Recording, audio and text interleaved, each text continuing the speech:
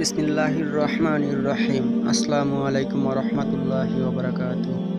প্রিয় মুসলমান ভাই ও বোনেরা, আপনারা সবাই আল্লাহর রহমতে আশা করি অনেক ভালো আছেন। তো আজকেও আপনাদের মাঝে একটা ভিডিও নিয়ে হাজির হলাম। কুরআনের একটি ছোট্ট আয়াত পাঠ করে আপনি যৌন রোগ থেকে মুক্তি পেতে পারেন ইনশাআল্লাহ। তাই ভিডিওটি শেষ পর্যন্ত দেখুন, আপনার উপকারে আসবে ইনশাআল্লাহ।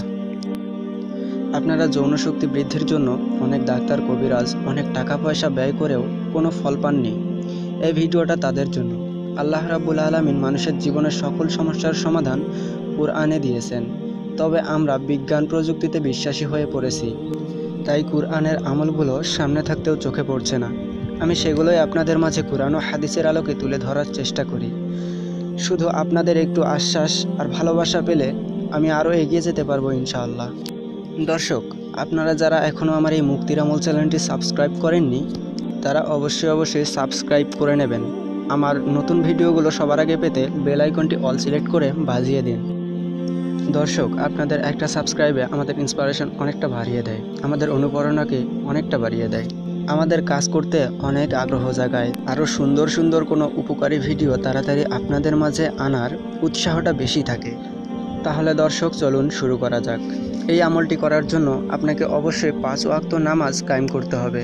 তবে অবশ্যই আপনাকে এই আমলটি করে অসৎ কাজ থেকে বিরত থাকতে হবে, মাস্টারবেশন ত্যাগ করতে হবে। আর আপনি যদি বিবাহিত হয়ে থাকেন তাহলে কোনো সমস্যা নেই, আপনি আপনার স্ত্রীর সাথে সহবাস করতে পারেন, কোনো সমস্যা হবে না ইনশাআল্লাহ।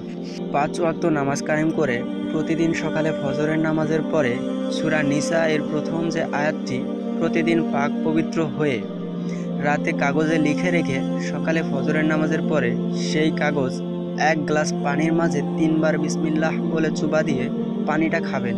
সেই দোয়াটি হলো বিসমিল্লাহির রহমানির রহিম।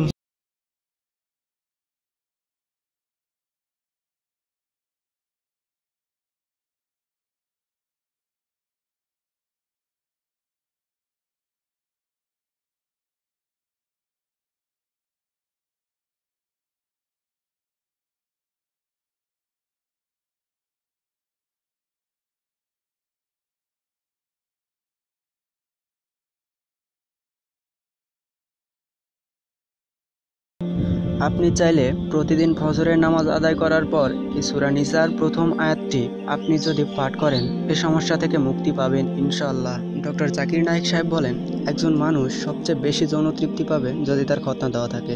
খতনা দেওয়া সুন্নত। যদি খতনা দেওয়া হয় তাহলে অনেক রোগ থেকে মুক্তি পাওয়া যায় ইনশাআল্লাহ। আমাদের বিজ্ঞান বলে, যদি একজন ব্যক্তির খতনা দেওয়া হয় তাহলে তার লিঙ্গে ক্যান্সার হওয়ার সম্ভাবনাও খুব কম থাকে। দেখা যায় যে প্রস্রাব করার পর যদি খতনা দেওয়া না থাকে তবে তার স্কিনের ভিতর প্রস্রাবের কয়েকটা ফোঁটা থেকে যায়। এ থেকে অনেক ধরনের রোগ হতে পারে। এছাড়াও খতনা দেওয়া থাকলে আপনার ত্বকে বিভিন্ন রকম ইনফেকশন হবার সম্ভাবনাও খুব কম থাকে। এখনকার বিজ্ঞান আমাদের বলে, যার খতনা দেওয়া থাকে তার এইডস রোগের সম্ভাবনাও খুব কম থাকে। আপনাদের যদি এই ভিডিওটা ভালো লেগে থাকে তাহলে একটা লাইক কমেন্ট করে শেয়ার করে দিন আপনাদের বন্ধুদের মাঝে। আপনার উসিলায় যেন আপনার বন্ধুরাও অনেক সাহায্য পেতে পারে। সবাই ভালো থাকবেন। আসসালামু আলাইকুম ওয়া রাহমাতুল্লাহ।